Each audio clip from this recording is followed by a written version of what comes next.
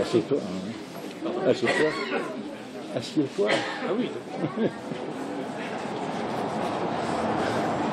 Monsieur le Président des fils et filles des déportés juifs de France, mon cher Serge, Mesdames et Messieurs les personnalités présentes, chères familles, chers amis.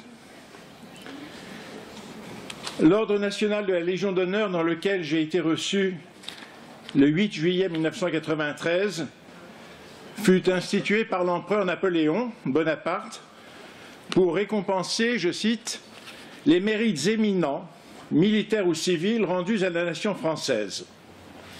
À l'époque, j'avais demandé à Mme Simone Veil, ministre d'État, de m'en remettre les insignes de chevalier. Précédemment, c'était sous le regard bienveillant et accompagné d'un discours chaleureux d'Élie Wiesel que le 3 février 1988, il m'avait été remis les insignes de chevalier dans l'Ordre national du mérite, ce dernier ordre ayant été créé par le général de Gaulle le 3 décembre 1963 pour récompenser, je cite, « les mérites distingués, militaires ou civils, rendus à la nation française ». Aujourd'hui, c'est mon ami de près de 45 ans, maître Serge Klarsfeld, lui-même grand officier de l'ordre, à qui j'ai demandé l'honneur de me remettre des insignes d'officier qui m'ont été décernés le 1er janvier 2012. Je reviendrai dans un instant sur ce délai inhabituel de 3 ans et demi entre la nomination et la remise des insignes. Auparavant, je souhaiterais me livrer à une petite exégèse, normale, je suis rabbin, sur l'objet des deux ordres, celui de la Légion d'honneur et celui du mérite. Alors suivez bien, le premier parle de mérite éminent, tandis que le second parle de mérite distingué. D'après la précieuse encyclopédie Wikipédia, l'Ordre national du mérite aurait pour but, je cite, de revaloriser l'Ordre national de la Légion d'honneur créé par Napoléon Bonaparte pour récompenser les mérites éminents. Nous sommes donc en face d'une nuance de la langue française que le dictionnaire résume ainsi: distingué, remarquable par son rang, sa valeur, éminent, que ses qualités situent nettement au-dessus des autres. Vous savez sans doute que le pile-poule talmudique est cette propension à saisir les plus légers détails de la langue et de la loi. En français, on pourrait appeler cela de la tétracapillotomie ou coupage de cheveux en 4. Voici donc deux ordres de la nation dans lesquels je suis respectivement officier et chevalier, moi, qui ne suis jamais monté à cheval, seulement sur un chameau dans le désert tunisien, où j'ai cru ma dernière heure arriver, et qui n'ai pu accéder au grade d'officier pendant mon service militaire pour raison d'amblyopie crépusculaire non imputable à l'armée. Et tout cela sans arriver à déterminer si j'ai rendu des services éminents ou distingués à mon pays. Autre chose, à propos des grades supérieurs à celui de chevalier, il est écrit « ne peuvent être promus au grade d'officier ou de commandeur que les chevaliers et les officiers comptant au minimum respectivement 8 ans et 5 ans dans leur grade et justifiant de titre de la qualité requise acquis postérieurement à l'accession aux 10 grades. » Cette stipulation m'a plongé dans un questionnement infini. Quels sont donc ces titres et ces qualités requises pour justifier mon accession au grade d'officier? Sauf à me livrer ici à une auto-hagiographie indécente et vaniteuse, surtout au milieu d'hommes et de femmes qui comptent tellement plus de mérite que moi, et d'autres qui, sans avoir jamais été honorés par la République, l'auraient tellement mérité, il me reste à déduire qu'à défaut d'avoir accumulé de nouveaux mérites entre 1913 et 2012, je n'ai pas trop démérité par rapport à ceux qu'on m'avait généreusement reconnus à l'époque, que ce soit au sein de ma carrière rabbinique ou dans mes divers engagements dans la société française. Je voudrais à présent me tourner vers mon parrain de ce jour, notre très cher Serge Klarsfeld. J'ai souvent écrit à son sujet, et pas plus tard qu'il y a 3 semaines, à l'occasion de la parution de son autobiographie à 2 voix, la sienne et celle de Beat, toute l'admiration et la reconnaissance que je lui porte et que je partage avec vous tous, présents en ce lieu qui leur doit tant. Ce dernier texte que j'ai écrit était intitulé « Serge et Beat Forever », tant il est vrai que son œuvre, leur œuvre, lui survivra bien au-delà de son parcours terrestre. C'est toi, Serge, qui, dès ton plus jeune âge, as décidé de consacrer ton existence entière à faire connaître les souffrances de notre peuple durant les années 33-45, à identifier et poursuivre les bourreaux, à obtenir qu'ils soient jugés par leur pays d'origine, l'Allemagne. C'est toi, avec Beat, qui a symbolisé l'amitié franco-allemande qui semblait impossible après 75 ans de conflit et 3 guerres entre les 2 pays. C'est toi qui as payé de ta personne et parfois risqué ta vie dans de nombreux pays à travers le monde, et bien sûr en France et en Allemagne, pour que la mémoire bénie de nos disparus ne soit jamais perdue. À tous ceux qui n'ont pas eu de sépulture, tu en as assuré une éternelle, celle de nos cœurs et de ceux des générations à venir. Il n'est que de voir les jeunes qui accompagnent leurs parents, grands-parents, arrière-grands-parents, pour lire les noms de nos déportés pour s'en convaincre. C'est toi qui as rassemblé la grande famille des FFDJF, qui autrement se seraient abîmés dans des douleurs individuelles et impossibles à partager. Tu ne pouvais pas faire que ce qui a été n'ait pas été, mais tu as rendu la survivance possible à ceux qui avaient tout perdu et qui se sont un peu reconstruits grâce à la mémoire partagée et à la justice rétablie. Grâce aussi à la conscience, en partageant tes combats et ceux de Beat, d'avoir fait quelque chose pour leurs êtres chéris, emportés dans la tourmente de la barbarie nazie et de l'État français d'alors. Tu as obtenu que 3 présidents de la République successifs reconnaissent la responsabilité partagée de la France dans le désastre de la Shoah. Nous savons bien que la bête immonde n'est pas morte, mais du moins, grâce à toi, nous pouvons espérer que l'histoire ne se renouvellera pas parce qu'elle aura été écrite dans les manuels scolaires et gravée sur des milliers de plaques en pierre ou en marbre. Tu as rendu très difficile, voire impossible, l'œuvre nauséabonde des négationnistes. Pour tout cela, et combien d'autres innombrables choses encore, je voudrais te dire merci. Et j'ai l'impression, ce faisant, d'être l'interprète de chacune des personnes ici présentes ce soir. Beat et toi êtes pour nous tous une sœur et un frère de cœur, bien au-delà de la simple réalité génétique. Dans la suite de cet hommage nécessairement trop court, je voudrais dire un mot sur ce lieu où j'ai choisi de recevoir cette distinction, le mémorial de la Shoah, qui est le haut lieu de la mémoire juive de la Shoah, qui a emporté à jamais 6 millions des nôtres dans une mort atroce à travers toute l'Europe des années 39-45. Il est bon de rappeler, ici et maintenant, que le Centre de documentation juive contemporaine, le CDJC, qui en est à l'origine, fut créé dès le 28 avril 1943, en plein cœur de la tourmente, par Isaac Schneerson, à son domicile de Grenoble. Son but était de recueillir tout document concernant la persécution des Juifs de France. Il s'entoura d'historiens tels que Léon Poliakov, Joseph Billig, Lucien Steinberg, mais aussi d'une quarantaine de représentants des grandes organisations juives, parmi lesquelles Léon Meiss, président du consistoire, Reuven Greenberg et Nahum Hermann de la Fédération des sociétés juives, Léonce Bernem pour l'Ort, le grand rabbin René Hirschler, hélas déporté avec son épouse, Gaston Kahn et Raymond Raoul Lambert. Lors du procès de Nuremberg, les archives recueillies et soigneusement classées par Isaac Schneerson et ses collaborateurs se révélèrent extrêmement utiles et servirent à l'inculpation de nombreux bourreaux. En 1956, c'est encore le même Schneerson qui sera à l'origine de la création du mémorial du martyr juif inconnu en ce lieu. Le CDJC y trouva tout naturellement sa place. Des cendres provenant des camps d'extermination et du ghetto de Varsovie y furent solennellement déposées le 24 février 1957 dans la crypte par le grand rabbin Jacob Kaplan, Zechrono Livracha.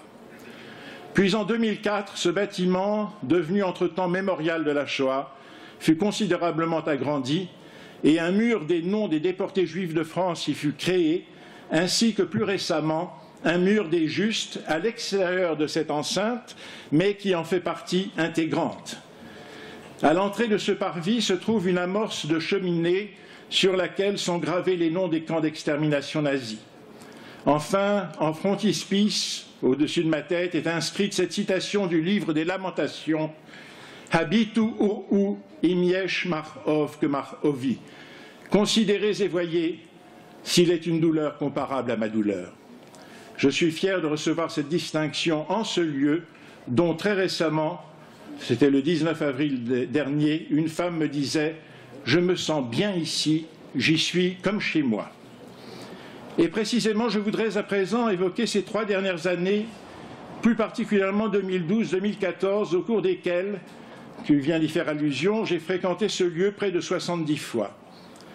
En effet, depuis le 27 mars 2012, convoi numéro 1, jusqu'au 17 août 2014, convoi numéro 79, Serge a tenu à marquer le 70e anniversaire du départ des déportés juifs de France à leur date exacte, ici même à midi précise.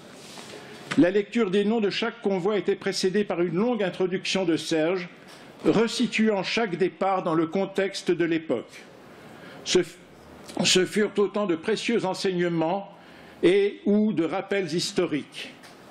Puis les lecteurs se succédaient sous la houlette bienveillante et parfois un peu inquiète de notre amie Régine Lipp, avec l'assistance de quelques personnes, parmi lesquelles Mathias, Olivier, Marie-Pierre du Mémorial, Marcel Steinberg, ainsi que quelques hôtesses qui nous désaltérèrent les jours de grande chaleur, sans oublier Georges Wojakowski avec son épouse Sarah, Marie-Lou et Charles Trémille, Charles-Étienne Neftali, qui photographièrent et filmèrent inlassablement, fournissant ainsi au mémorial une précieuse documentation iconographique. Car en marge des lectures, de nombreux et émouvants témoignages les ont émaillés. Très fréquemment, les lecteurs évoquaient telle ou telle anecdote reliée à l'arrestation et à la déportation de leurs chers disparus. Ce qui est incroyable, et qui tendrait à infirmer les craintes de Serge pour l'avenir de la mémoire, c'était le nombre très important et constant des participations à ces lectures, toutes générations confondues. Quand je pense au mal qu'ont certaines communautés à réunir un minyan, je m'émerveille encore des multiples minyanimes qu'ont réuni ces commémorations. J'ai eu l'immense honneur, en plus de lire régulièrement des noms, de clôturer chaque lecture par la prière du Kaddish, que Serge introduisait ainsi, et maintenant, notre ami le rabbin Daniel Fari va réciter le Kaddish. Nos amis porte-drapeaux, Alex et Maurice, inclinaient alors leurs précieux symboles et mêlaient leur prière à la nôtre. Je veux revenir maintenant sur ces 3 années 2012 à 2014 dans ma vie personnelle. Vous comprendrez alors le lien qu'il a pu y avoir entre ce 70e anniversaire et ce que j'ai vécu en parallèle. Comme aucun d'entre vous n'ignore de quelles pestilentielles accusations j'ai été l'objet et qui ont abouti à une instruction approfondie, une mise en examen puis un non-lieu libérateur le 21 novembre 2014, je me permettrai d'évoquer ces années, les plus noires de mon existence et de ma carrière. Rabbin, mari, frère, père et grand-père, j'ai souffert dans ma chair et dans mon cœur de cette atteinte intolérable à ce que j'avais cru avoir construit pendant plus de 40 ans, plus exactement depuis le mois de juillet 1967, où je pris mes fonctions dans ma première communauté à Vigneux, jusqu'au mois de septembre 2009, où, lors des offices de Tishri, je faisais part à ma communauté du MJLF de ma décision de prendre ma retraite, tout en restant à son service si elle me le demandait, et notamment aux centaines de familles que j'avais suivies et pour lesquelles je m'engageais à toujours répondre présent à leur appel. Au lieu de quoi, Ce fut une mise à l'écart progressive accompagnée d'une campagne de rumeurs insensées autant qu'infondées qui aboutit à l'ouverture d'une enquête au cours de laquelle près de 100 personnes furent entendues par la police et où, lors de ma garde à vue, j'eus à subir des humiliations auprès desquelles ma participation à l'action de Cologne, qui m'avait pourtant valu quelques jours de prison, n'était rien. Heureusement, la justice de notre pays, par le truchement du parquet et du juge d'instruction, a reconnu l'inanité des accusations portées contre moi et prononcé un non-lieu définitif. Je tiens à remercier 3 hommes de loi présents ce soir. Monsieur Jean-Claude Cross, ancien haut magistrat qui m'a soutenu et conseillé depuis la première heure. Maître Henri Hachdenberg, qui m'a longuement écouté et conseillé. Et bien entendu, Maître Jean-Didier Belot, mon avocat et ami. Tous 3 m'ont accompagné ainsi que mon épouse de leur amitié constante. Je veux aussi remercier tout le petit monde judéo-espagnol qui a toujours fait litière des accusations portées contre moi et qui m'a demandé d'enseigner et de participer à ces activités axées sur la restauration du Siete, c'est-à-dire le 7 de la rue Popincourt, première synagogue de nos parents, venus de Grèce et de Turquie au tout début du XXe siècle, tout cela autour de sa présidente Claire Romy. Je veux encore remercier les membres de mon comité de soutien et l'association d'API, droit à la présomption d'innocence, pour leur amitié qui nous a portés, même aux moments les plus sombres, sous la présidence de Catherine Langmann. Et bien sûr, vous tous, mes nombreux amis, qui n'avaient cessé de me faire confiance malgré les vents mauvais d'une entreprise de destruction d'un homme seul. Quant à ma famille, qu'en dire? Elle a été exemplaire et a fait bloc autour de moi. Tout d'abord Paul, mon épouse, avec qui au jour le jour, j'ai partagé cette épreuve et qui s'est comportée en Eshet Haïl, femme forte. Mes 3 enfants, Gabriel, David, Déborah et leurs conjoints, mes petits-enfants tellement affectionnés, mes sœurs et frères toujours à mon écoute. Quel rapport, me direz-vous, entre cette épreuve et les lectures du 70e anniversaire des déportations dont je parlais tantôt? C'est très simple.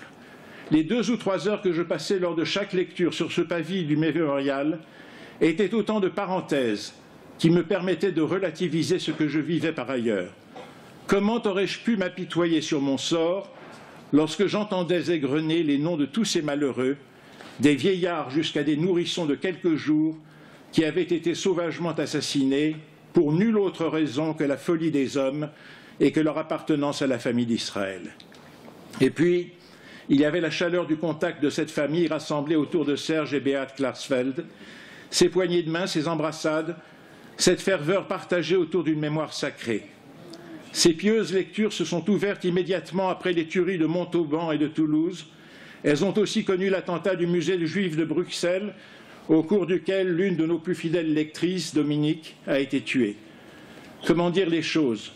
Ce côtoiement entre un passé qui ne passe pas et un présent qui ne cesse de nous le rappeler nous a unis fraternellement. Et que dire de ces nombreux jeunes Allemands venus tout exprès de chez eux pour lire des noms?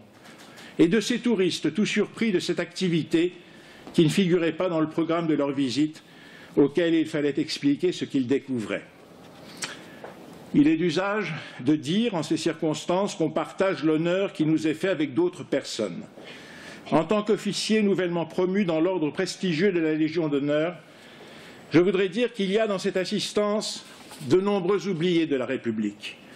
Qu'ils sachent du moins que, depuis le cercle restreint des hommes et des femmes, honorés du rouge de leur insigne, je leur tends une main amicale et reconnaissante.